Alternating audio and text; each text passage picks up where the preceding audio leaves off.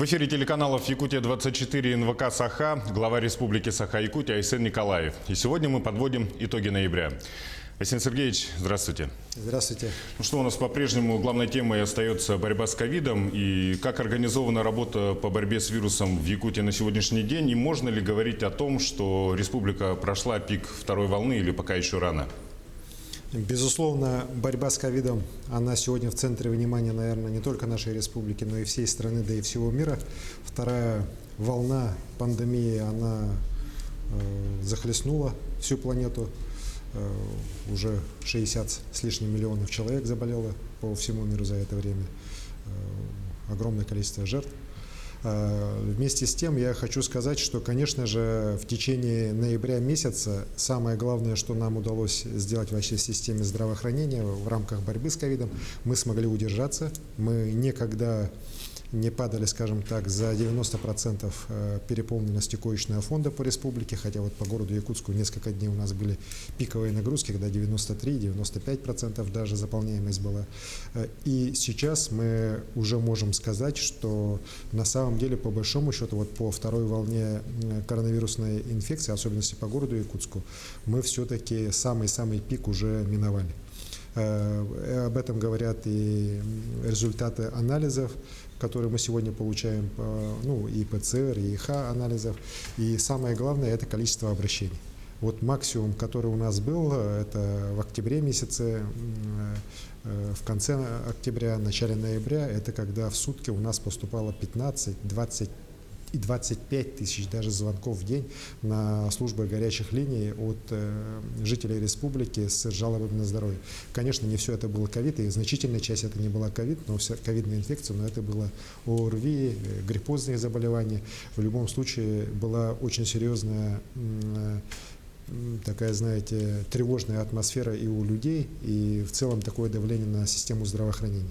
Я считаю, что система здравоохранения в целом вот этот удар выдержала. Так? Выдержала во многом благодаря нашим медикам. Еще раз хотел бы, пользуясь случаем, сказать им от лица всех якутян, наверное, огромное человеческое спасибо за то, что они все эти дни, все эти месяцы продолжали и продолжают бороться с этой болезнью, лечат людей. И благодаря их стараниям, на самом деле, вот мы сегодня можем сказать, что более-менее вот мы все-таки самое тяжелое время, кажется, преодолели. Конечно же, этому помогло то, что у нас население все-таки самодисциплинировалось. К сожалению, мы помним сентябрь месяц, когда достаточно у нас легко относились к соблюдению ограничительных мер. Помним праздники, которые в некоторых районных центрах у нас устраивали, там дни городов, дни сел и так далее. Так большие праздники, культурные, развлекательные, после которых были очень большие вспышки заболеваемости. В целом и по городу Якутску у нас было достаточно большое количество людей, которые масок не носили, были большие нарушения в сфере общепита, в сфере торговли, но все-таки люди подтянулись, и в ноябре мы видим и значительное сокращение нарушений со стороны и предпринимательства, со стороны бизнеса, и со стороны людей. Конечно же, гораздо стало меньше людей без масок, все все-таки стараются соблюдать, и самое главное, в целом общество уже созрело для того, чтобы понять, что вот такие меры обязательно нужно всем, без исключения, уже исполнять. И это, на самом деле, тоже очень помогло. Я благодарен, на самом деле, всем и жителям Якутии за то, что мы все-таки вот смогли в себе преодолеть вот это такое, знаете, желание ходить без масок, не обрабатывать антисептиком руки, не выдерживать социальное дистанцирование. Конечно, большое спасибо бизнесу, что он тоже на самом деле показал, что и без локдауна, без тотального закрытия всех и вся учреждений, предприятий можно работать. Вот. И пример Якутии сейчас, на самом деле, он вполне успешным считается, именно в части того, что мы, в отличие от многих других регионов, все-таки серьезные ограничения на сегодняшний день не ввели новые. Мы все-таки работаем в системе практически разрешенной деятельности для всех направлений бизнеса, за очень маленьким исключением. Да, у нас всего лишь 300 человек сегодня находится вот как раз тех, которым, по бизнесу, у которых есть запреты, да, вот это, в первую очередь, развлекательные, зрелищные, вот, все остальное у нас разрешено. И бизнес, в принципе, ответил, показал свою состоятельность, показал свою сознательность, я бы хотел сказать, да, и, конечно, есть нарушители, но грубых нарушений нет, их гораздо меньше, чем было той же весной или летом. Ну, историю с бизнесом мы обсудим чуть позже. А сейчас, смотрите, если в целом по стране взять разбивку по регионам, кривые графиков, они в принципе похожи, да, то есть у кого одновременно был у всех подъем и так далее. Ну и, собственно, проблемы, с которыми сталкиваются, тоже во многом одинаковые. Это в свое время нехватка очереди на КТ, проблемы в лабораториях, ну и так далее. И проблемы решаются по мере их поступления. Ну и, пожалуй, отличаются только методы борьбы с ковидом. Да? Весной Владимир Путин, так скажем, дал это на отпуск главам регионов, чтобы на местах оперативно реагировали. В результате что мы видим в ноябре? Бурятия объявила локдаун. Пример Москвы, часть ограничительных мер они уже продлили до 15 января. А чего ждать у нас в Якутии? Вы знаете, мы в Якутии режим сейчас, вот если сегодняшняя ситуация будет сохраняться, и я бы даже сказал, вот еще мы все-таки ожидаем несколько улучшений именно по ковиду ситуации, мы новые меры, никакие ограничительные вводить не будем. Конечно, будет специальное решение по проведению новогодних мероприятий. Сразу хочу сказать, что я обязательно выпущу такое решение отдельное, в котором будут отражены основные подходы к решению этой проблемы. Ну, как раз по празднованию новогодних праздников больше всего сейчас вопросов. Мы будем указывать, что в госучреждениях, государственных органах власти, муниципальных органах власти онлайн мероприятия можно будет только проводить по празднованию Нового года. Никаких таких очных больших муняхов, собраний праздничных, да, к сожалению, в этом году мы обойдемся без них. Так, также будут, к сожалению, запрещены вот всякие развлекательные мероприятия. Но это тоже понятно, что мы не можем много людей сейчас собирать. Они сейчас запрещены, мы их просто не разрешим. Вот. Было достаточно много предложений со стороны надзорных органов, чтобы запретить работу общепита как раз на празднование Нового года. Но я считаю, что это неправильно. Мы все-таки должны разрешить. Другой вопрос, что, конечно, компании их там по 100, по 200 человек собирать, это будет тоже нельзя. Сейчас действует ограничение компании не более 15 человек, могут собираться там на дни рождения, там какие-то мероприятия. То же самое мы оставим и на новогодние корпоративы. 15 человек, пусть там отделы, департаменты, маленькие предприятия сами отдельно собираются, празднуют, но не более. Вот. Я считаю, что это вполне такое, знаете, лайт. Легкие такие ограничения, даже я бы не сказал, что новые ограничения, это просто порядок того, как мы будем праздничные мероприятия проводить. Во всем остальном я не считаю, что нужно что-то запрещать. Дед Мороз, конечно, будет так. По школам, по детским садам мы разрешим проведение новогодних елок, но, конечно, для отдельной группы, для отдельного класса, а не так, чтобы, как раньше у нас было, на всю школу, на весь детский сад один большой утренник. Да? Без родителей, без допуска родителей на эти мероприятия. Ну и, наверное, Дед Мороз будет в маске. Новый тренд. Новый тренд. На самом деле, Александр Сергеевич, читая новости из регионов, губернаторам, главам регионов особо-то и не позавидуешь, да? А где вот та грань между ограничительными мерами и спасением, так скажем, региональной экономики? Здесь речь идет не только, на примере Якутии, речь не только про малый и средний бизнес, но и также вот про крупную компанию «Алроса». Вы знаете, здесь надо понимать, что, конечно, ситуация по сравнению с весной разительно поменялась. Вот мне сейчас тоже многие пишут в соцсетях, вот весной, когда было у нас там в день заболевало там несколько десятков человек, вы тогда всю республику остановили практически, ввели огромные ограничения, а сейчас, когда у нас там болеет в день 200 с лишним человек, вы никаких таких мер не принимаете. В чем дело, это неправильно, надо все и вся остановить. Но, друзья, мы же должны понимать, что весной была абсолютно другая картина. Мы вообще не знали, что за болезнь к нам пришла. Помните, какие тогда там самые разные новости, слухи об этой болезни ходили? Да? Даже путь ее передачи не до конца был понятен, инкубационный период был непонятен. Анализы даже тогда мы в день делали 200-300 анализов на всю республику. Для нас это казалось очень большим достижением, в первые недели. Вот. Я уж не говорю о том, что коечного фонда у нас тогда было развернуто на первой стадии 485 коек. И этот по нормативам Минздрава как раз на большую, такую, знаете, инфекцию, да, точно по нормативам все развернули на первом этапе. Но мы же учились постоянно, и здравоохранение училось, и бизнес учился. органы госвласти учились, да, Роспотребнадзор учился, и мы сейчас понимаем, как с этой болезнью бороться, как ее лечить, как ее выявлять, какие меры необходимо принимать для того, чтобы распространение болезни остановить. Вот. И в конце концов у нас развернуто в республике свыше 3000 коек специально для ковидных больных. Это очень большая цифра, так, она позволяет нам сегодня во многих районных центрах лечить не только тяжелых больных, да, но и средних, и даже легких больных уже на больничных койках. Мы один из немногих регионов, которые могут себе это сегодня позволить. Вот. И, конечно же, в таких условиях, когда мы уже более-менее понимаем, кто нам противостоит, вот что за ковид, что это за болезнь, да, в этих условиях все и вся запрещать, ну, это чревато огромными потерями для экономики. Что такое потери для экономики? Это потери тех же доходов бюджета. Вот мы все остановим, а потом кто будет этим людям платить заработную плату? Кто будет платить заработную плату учителям, тем же врачам, если у нас не будет доходов в бюджете? И вот это, конечно, очень такая, знаете, тонкая грань, по которой надо пройти и руководству страны, и руководству регионов. Я на самом деле очень благодарен президенту нашей страны, Владимиру Владимировичу Путину, что он весной, вот, понимая всю серьезность ситуации, позволил регионам действовать самостоятельно, без оглядки на решения министерств, ведомств федеральных.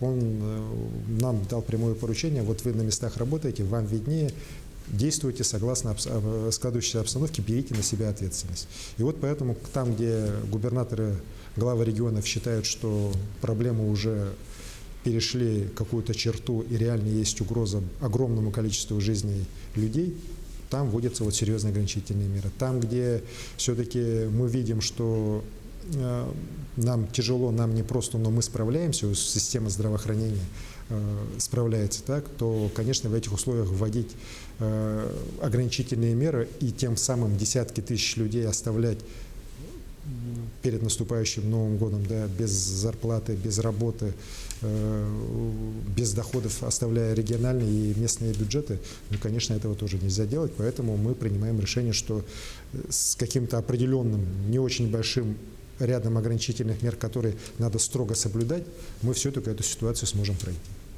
Хорошо, ну давайте теперь к другим событиям ноября обратимся. В ноябре вновь активно стали обсуждать вопрос моста через реку Лена. Традиционно тема актуализируется в распутицу, когда нет еще ледовой переправы. Расскажите об участии в транспортной неделе в Москве, где был подписан ряд соглашений и представлен макет Ленского моста. По Ленскому мосту мы идем четко в графике. Вот. Что бы там кто ни писал, кто бы там ни придумывал, да, там у нас таких, знаете, писак очень много, к сожалению, да, и в стране, и в мире даже так, вот этих распространителей разных там достоверных, в кавычках, слухов и источников, да, и источников правдивой информации. По мосту могу сказать, что мы идем точно в графике еще раз. У нас проектно-сметная документация первого, нулевого, скажем так, этапа подготовительных работ, подготовки причалов, подъездных путей и так далее, она уже сдана в госэкспертизу, находится в госэкспертизе. Сам мост, его проект делает крупнейшая проектная компания страны, которая проектировала Крымский мост. Она сложена в Питере. И в первой половине, к концу первого полугодия, она тоже уже будет находиться в госэкспертизе Российской Федерации. Проект совсем непростой, проект уникальный. Никогда еще в стране, да и в мире, в таких вечно мерзлых грунтах такого большого моста не строили. Соответственно, технические решения, которые будут применяться при возведении нашего Ленского моста, они уникальны. Уникальные инженерные решения. И вот то решение, которое прошло через научно-технический совет Министерства транспорта Российской Федерации, это вот с тремя пилонами вантовый мост, очень красивый мост, он чем-то напоминает, наверное, вот мост через Владивостоке, такие мосты красивые, да? Да, на остров Русский, он сейчас как раз уже вот его макет, примерно вот так он и будет выглядеть, как на макете. Вот, он разработан, вот, основная часть его конструктивная, сейчас, вот, еще раз говорю, проект доделывается, и в первом полугодии он уже пойдет на госэкспертизу. Наши партнеры здесь, компания Ростех и ВИЗ, они сейчас привлекают еще третьего участника на данный проект, очень крупного, я пока до подписания соглашения сказать не могу, но это один из, еще раз говорю, это величина крупнейшего масштаба, и его вхождение в консорциум по строительству Ленского моста будет означать, конечно, и с одной стороны и очень высокую оценку самой финансовой модели строительства моста, но и в целом возможность по строительству моста у всех участников резко прибавится, в том числе у республики. Что касается выделения федеральных средств, то работа идет. Вот сейчас как раз в Министерстве транспорта изменения прошли. Мы надеемся, что до конца года состоятся ряд правительственных комиссий, по итогам которой у нас источники на ближайшие годы по федеральному финансированию тоже появятся. Но еще раз говорю, вот на сегодняшний день пока отсутствие вот этих источников не мешает нам работу по мосту проводить. Что касается транспортной недели, там, конечно же, рассматривались очень интересные вопросы, в том числе вот реализация национального проекта безопасных качественных автомобильных дорог. Практически 2020 год уже завершается. Сейчас дороги в основном все, что можно было построить, построены в стране. Сейчас уже идет там сдача, приемка, оформление документов, финансирование окончательное. Республика выглядит очень неплохо. Единственное замечание, конечно, нам серьезно сделали по отставанию по финансированию строительства дорог по городу Якутску. Но мы все знаем, что здесь работы были несколько затянуты подрядчиками, поздно приняты и сейчас принимаются. Но и мы надеемся, что в ноябре, в декабре все-таки окончательное освоение средств со стороны города Якутска пойдет, но и мы тогда окончательно уже не только саму строительную часть, но и финансовую часть тоже по проекту безопасных качественных автомобильных дорог закроем. Подписан ряд соглашений. На двух хотел бы остановиться подробно. Соглашение подписано у нас с «Газпромнефтью» на поставку битума для нужд республики. У нас ранее, в предыдущие годы, битум всегда поставлялся в республику в летний сезон неравномерно. И иногда бывали периоды, когда из-за отсутствия битума здесь, например, в городе Якутске, работы вообще останавливались. Так как «Газпромнефть» является крупнейшей компанией в части изготовления высококачественного современного битума, соглашение позволит нам рассчитывать на то, что «Газпромнефть» здесь перед началом уже сезона строительного сделает накопление битума, уже будет осуществлена поставка, соответственно, нам не надо будет в течение сезона его там покупать, причем по разным ценам, да, иногда очень высоким, а уже будет по фиксированной цене поставка достаточно большого количества битума сделана, которая покроет потребности по республике. В этом году, например, у нас потребность была порядка 26 тысяч тонн битума по республике для как раз вот проведения работ на федеральных, региональных, муниципальных дорогах. Второе соглашение, оно беспрецедентно. Такого соглашения раньше у нас не было. Это соглашение с компанией «Полиметалл» по совместной разработке документации и строительству на протяжении региональной дороги Яна. 67 километров региональной дороги Яна до Тополиного республика будет реконструировать в ближайшие 3 года. Мы на это вложим порядка 2 миллиардов 300 миллионов рублей, вот как раз по проекту безопасных качественных автомобильных дорог, в том числе порядка 900 миллионов там пойдет на строительство моста. Со своей стороны компания «Полиметалл» вложит 2 миллиарда 60 миллионов рублей собственных средств на строительство автозимника продленного действия от Тополиного, дальше Верхоянский Улус до поселка Барлас, и будет по пути как раз затрагивать месторождение серебра «Прогноз», которое сегодня принадлежит Полиметаллу и который они собираются разрабатывать. После того, как они вот за 2 миллиарда этот автозимник продленного действия построят, они его передают в собственность республики. Дальше мы от Барласа уже хотим строить дальше уже дорогу, как раз Яна, она поменяет свое тогда прохождение. Оно сегодня проходит, как бы, скажем так, восточнее, да, восточнее и севернее, а она сейчас пройдет немножко западнее и затронет основную часть деревень Верхоянского Улуса. И вот в конечном итоге вот выйдет до Верхоянска и Батагая. Это очень серьезный и важный проект. Он, еще раз говорю, такой долгосрочный. Это проект, который, конечно, мы там за несколько лет не сделаем, но через 3 года мы должны уже дойти до Барласа, а потом уже дальше идти туда наверх к Батагаю. Речь идет не про технологическую трассу, а про дорогу общего пользования. Именно будет дорога общего пользования. Вот те ошибки, которые, к сожалению, республика в свое время допустила, Помните, когда технологические проезды строились по линии и строительства трубопровода Восточная Сибирь, Тихий океан, потом вот газопровода Сила Сибири, когда говорилось о том, что это обязательно потом каким-то образом станет общедоступным, а сегодня оказалось, что это доступно, но надо платить, да, и есть там постоянные ограничения и так далее, связанные с обеспечением технологической безопасности газопроводов, нефтепроводов, согласно федерального закона. И эти дороги нельзя сказать, что они общего пользования. Вот. Мы в этот раз все-таки уже идем совсем по другому пути, и с Полиметаллом вот такое решение нашли. Еще раз говорю, свыше 2 миллиардов рублей в ближайшие несколько лет компания Полиметалл вложит в строительство дорог общего пользования здесь, на территории республики. Это очень серьезное достижение, и я надеюсь, что это позволит нам сделать очень серьезный рывок для того, чтобы дорога Яна, региональная дорога Яна, наконец-то начала становиться постепенно уже такой, знаете, проезжей в течение максимально большего количества времени. Помимо этого, насколько известно, вы встречались в Москве с министром экономического развития Максимом Решетниковым и провели ряд встреч с другими руководителями федеральных ведомств. Какие вопросы удалось обсудить? С министром экономического развития Российской Федерации Максимом Решетниковым мы обсудили очень широкий спектр вопросов, начиная от реализации национальных проектов на территории Республики Саха-Якутия. И Максим Геннадьевич попросил нас подготовить наши предложения вообще по модели реализации задач национального развития Российской Федерации в отдельно взятом, например, субъекте до 30 года, исходя из того опыта, который сегодня уже республика имеет, и положительного, и отрицательного.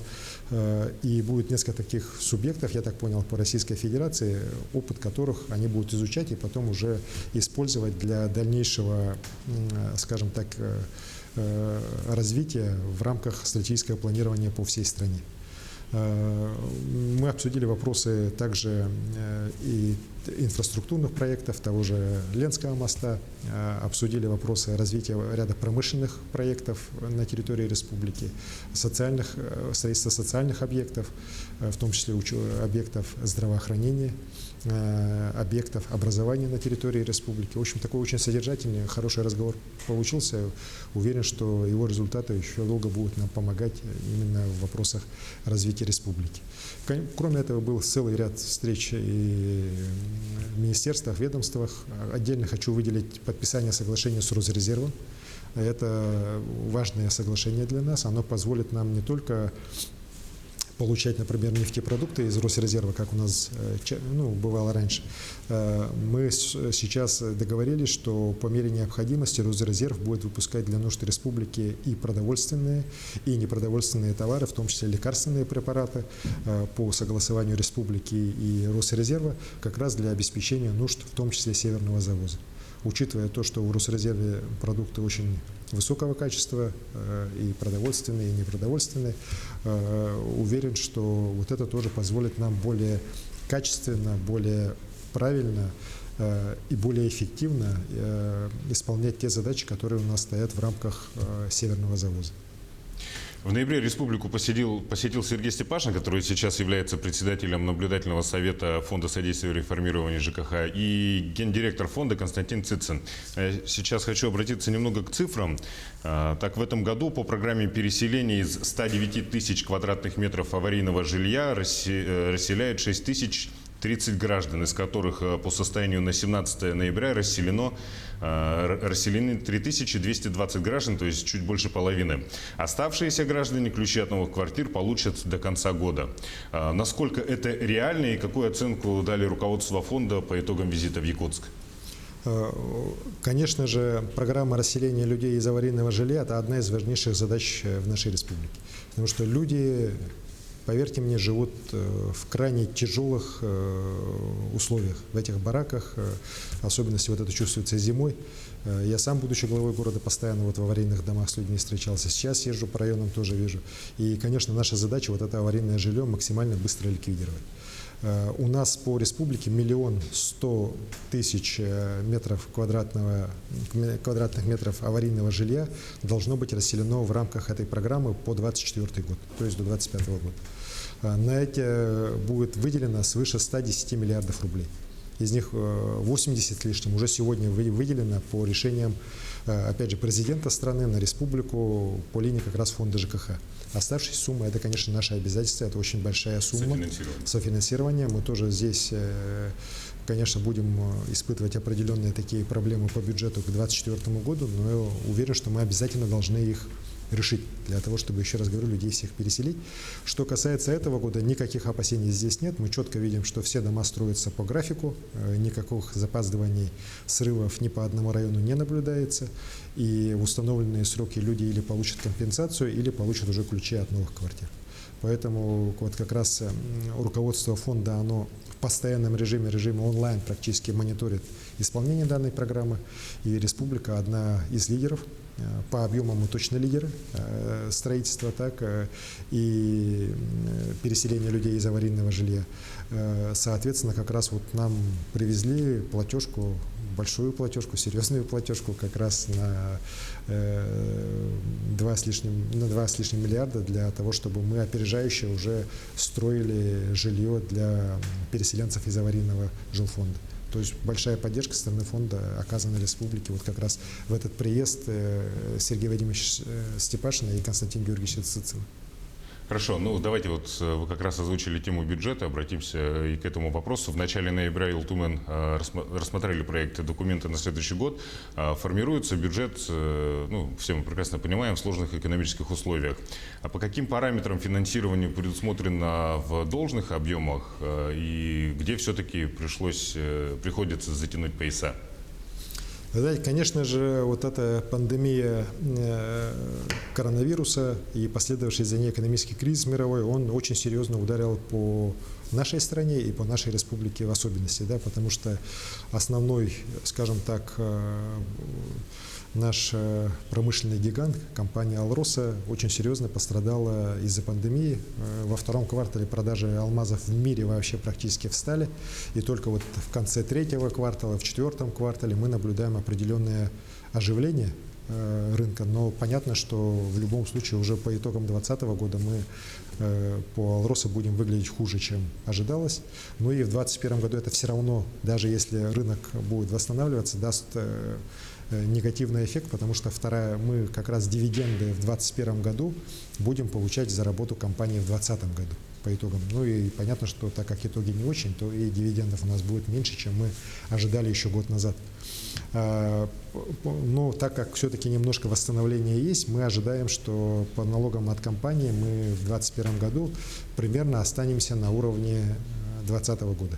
То есть около 37 миллиардов мы все-таки планируем получить в виде налоговых и неналоговых доходов. После принятия бюджета в первом чтении, он как раз вот был принят в рамках порядка 199 миллиардов рублей, мы провели очень большую работу с федеральным центром. И я вот как раз во время даже трех командировок в течение ноября месяца в Москву и встречался и с министром финансов, встречались мы и с рядом департаментов, доказывали нашу правоту, так вот, и в целом, благодаря в том числе и поддержке Юрия Петровича Трутнева, полпреда президента на Дальнем Востоке, мы добились того, что нам сохранили дотацию из бюджета Российской Федерации на уровне 2020 года. То есть, если мы вначале планировали по бюджету федерального бюджета по проекту было 42 миллиарда на республику дотаций, то сейчас 51. То есть мы на 9 миллиардов только по дотациям увеличили финансирование. Также выделены дополнительные средства из федерального бюджета на повышение оплаты труда, ну, по минимальному размеру оплаты труда, несколько миллиардов рублей. Так, выделены также средства по разным федеральным субвенциям. Очень хорошая новость недавно пришла, я об этом в своих социальных сетях писал. Благодаря вот программе поддержки первичного звена здравоохранения, той программе, о которой президент страны Владимир Ильич Путин как раз в Калининграде год назад провозгласил после встречи вот как раз с губернаторским корпусом с нами, да, благодаря этой программе мы будем получать каждый год свыше 2 миллиардов рублей в ближайшие 3 года. Ну, где-то 6,5 миллиардов мы получим за 3 года, и эти деньги пойдут именно на первичное звено здравоохранения, то есть на строительство вот районных наших больниц, строительство фельдшерско-акушерских пунктов, приобретение машин скорой помощи, амбулаторного оборудования. Колоссальная, на самом деле, сумма для здравоохранения республики. И в следующем году, например, мы начинаем строительство таких долгожданных объектов, как, например, вот Чурапчинская центральная районная больница, в МОМе в Хануш больницу начнем, в Вилюйске наконец начнем достраивать вот корпус больничный, в Усть-Мае много будет построено уже таких фельдшерско-акушерских пунктов, оборудование будет покупаться. То есть такой, знаете, очень серьезный рывок для нашего здравоохранения благодаря этому решению президента у нас предстоит. В общем, вот эти суммы у нас сейчас ко второму чтению в бюджете появились, но и мы все-таки поработали с нашими, опять же, основными крупными компаниями, с той же «Алросой», с нефтяниками, с «Газпромом», с угольщиками, с компаниями, которые добывают золото у нас в республике, и в итоге там порядка тоже на 6 миллиардов у нас налоговые доходы мы все-таки прогнозируем к увеличению. В общей сложности, вот сейчас, поэтому после корректировок, внесенный на утверждение Госсобрания Илтуман проект бюджета, порядка 225 миллиардов по доходам и 226 миллиардов по расходам. Хороший, на мой взгляд, бюджет, и он, конечно, немножко составлен все-таки по-другому. Учитывая вот проблемы этого года, учитывая те системные ошибки, которые всегда у нас последние годы допускались при проектировании бюджета, я дал поручение, и правительство этот подход реализовало, и парламент в первом чтении поддержал, что мы должны максимально все-таки заложить финансирование на социальные статьи, на заработную плату бюджетников. Тоже образование у нас, например, в этом году имело большой недостаток финансирования в начале года. Только к концу года нам удалось его сейчас ликвидировать, да, путем больших там секвестирований по другим статьям. В 2021 году это уже не будет. Мы с самого начала и на образование, и на культуру, на содержание госучреждений, муниципальных учреждений, так вот по социалке закладываем полную сумму именно по заработной плате. Конечно, несколько пострадало материальное содержание, но это та статья, с которую, как говорится, можно посмотреть уже при исполнении бюджета в течение года. Также мы беспрецедентно большую сумму предусмотрели на субсидию коммунальному комплексу. Обычно всегда предусматривалось 16-18 миллиардов, а в конце года у нас сумма выходила где-то, знаете, 23-26. И вот всегда этот разрыв, он образовывался к концу года, мы часть покрывали, часть уходила как кредиторка, и всегда были очень большие проблемы в итоге у предприятий энергетики, теплоснабжения, водоснабжения. Сейчас мы от этого все-таки уходим, и 23 миллиарда в бюджете уже с самого начала предусмотрено на субсидии коммунального комплекса. Вот. Другой вопрос, конечно, что эффективность коммунального комплекса, она должна вырастать, и мы над этим будем работать. Потому что коммунальщики тоже должны понимать, те же энергетики, вот, компании, поставляющие тепло населению, что вечно раздувать свои расходы они тоже не могут. Должна быть достигнута все-таки энергоэффективность. Вот. Поэтому и одна из таких основных новелл бюджета 2021 года – это сельское хозяйство. Я все-таки настоял, и вот правительство сейчас и закон внесло, и в бюджете все-таки это уже появилось. Так, мы изменяем систему субсидирования молока. Вот. Если раньше у нас молоко субсидировалась только цена, то со следующего года у нас отдельной статьей пойдут те хозяйства, которые будут получать субсидии на поголовье. Так, это личные подсобные хозяйства в первую очередь. Много вопросов мне поступает, много, опять же, критиканов появилось, так, которые считают, что все будет плохо, что там деньги то ли разворуют, то ли денег станет меньше, селу будет плохо. Я рассуждаю очень, знаете, по-простому, как говорится, по-деревенски, да, сами из деревни, поэтому. Вот, в деревню сегодня в рамках субсидии на молоко поступает из бюджета 2 миллиарда 800 миллионов рублей. Вот, например, бюджет 2020 года. Вот, это те деньги, которые реально на местах вот люди получают как субсидии на молоко. Вот. В следующем году мы 2 миллиарда 800 миллионов оставляем, мы их не трогаем. Эти Те же деньги пойдут на субсидию на молоко, на литр молока, который у нас с 35 вырастет до 50. Но плюсом еще придет 1 200 000 000 на субсидии на поголовье. В итоге в ту же якутскую деревню вот, приходило 2 800 000 000, а в следующем году придет уже 4 миллиарда. Вот. В любом случае это больше. И когда начинают говорить о том, что вот пойдет туда, пойдет сюда, вот как раз для этого мы и передаем полномочия органам местного самоуправления на местах, чтобы они контролировали. Уверен, что и население будет это все контролировать, и Министерство сельского хозяйства тоже не останется в стороне для того, чтобы деньги реально дошли до людей. Уверен, что, еще раз говорю, вот сейчас 2 800 000 000 деревни приходят, в следующем году придет 4. Это почти на 40% больше. Люди это точно почувствуют сразу, на своих, причем не где-то там на улице увидят, да, они в своем кармане это почувствуют. Речь идет про подсобные хозяйства, а не про крупные СХПК. И про крупные СХПК почувствуют, потому что им вместо 35 рублей будут платить 50 рублей за литр, а личные подсобные хозяйства почувствуют тем, что вот им будут платиться деньги за поголовье. При этом они же это молоко, которое они дуют, они же могут его сдавать. Тоже никто же этого не запрещает. Другой вопрос, конечно, там им дотацию со стороны государства не будет, но продавать они его там за 20, за 30 рублей за литр они имеют полное право. И там это тоже дополнительные доходы наших селян. Хорошо, спасибо. Теперь завершающий, наверное, вопрос. В ноябре на большие экраны вышел фильм «Тыгын-Дархан».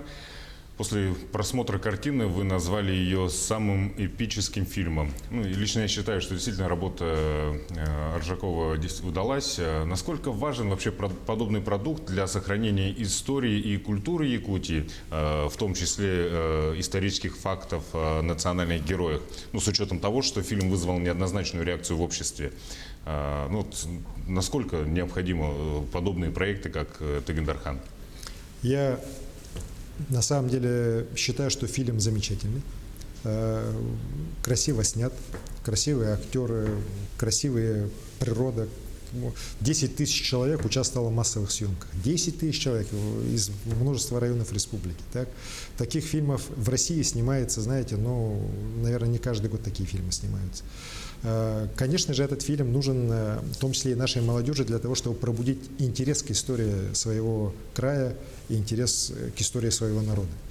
Другой вопрос, что некоторые наши жители так, начинают этот фильм рассматривать как документальный. И вот начинают, знаете, вот, а вот Лёгэй был такой, а вот Тыгын-Дархан был такой, а вот они не там встречались, а вот встреча была там, а вот девушка выглядела по-другому, и пошло-поехало. Так? Коллеги, художественные фильмы – это плод авторской идеи. Да? И я считаю, что Оржаков, как большой на самом деле художник с большой буквы, имеет полное право на свое авторское самовыражение. Он снял такой фильм. Вот именно как он его видел, он так его снял. Так? Ну, это же не значит, что так в истории было. Кто сейчас знает, что там было 400 лет назад? Вот. Никто уже никогда не узнает, никто ничего не скажет. Да? Есть легенды, есть предания, но сам фильм, он немножко о другом. Это же вечные вопросы. Вопрос самосознания национального, вопрос трагедии человеческих, вопрос любви, вопрос жизни и смерти. Это же вечные вопросы. И вот как раз через призму исторических событий 17 века Оржаков рассказывает об этих, на самом деле, вечных ценностях. Да? А мы начинаем его там опять начинать судить. Вот так мы так считали, вот так надо подходить, заявление подадим, туда напишем. Глупости. Вот, это вот, еще раз говорю, это показывает, что, к сожалению, некоторая часть нашего общества, она еще, знаете, где-то сидит очень-очень далеко, вот чуть ли не в том же 16 веке. Да. Ну, видимо, для этого и необходимы такие фильмы. Поэтому такие фильмы нужны, они абсолютно имеют высокую художественную ценность. Я рад, что мы в Якутии наконец-то научились снимать не просто авторское кино, да, авторское кино мы снимаем лучше. Даже не то, что многих в России, лучше многих в мире. Так? Недаром вот наши фильмы, которые побеждают на международных кинофестивалях, они это доказывают. Но это авторское кино. Да? А это на самом деле вот такое масштабное, эпическое кино исторического такого, знаете, исторического склада. И мы наконец-то научились такое кино снимать. Я рад за якутский кинематограф, я рад за якутскую культуру. Хорошо. Спасибо большое, Ясен Сергеевич, что нашли время, пришли к нам в студию и ответили на наши вопросы. Ну, я еще раз Большое спасибо. С наступающим Новым годом. Спасибо вас. Ну, до Нового года, я надеюсь, мы еще встретимся в этой студии. Спасибо. Я еще раз напомню, что в эфире телеканалов НВК «Саха» и Якутия-24 мы подводили итоги ноября месяца вместе с главой республики Айсеном Николаевым. Удачи вам.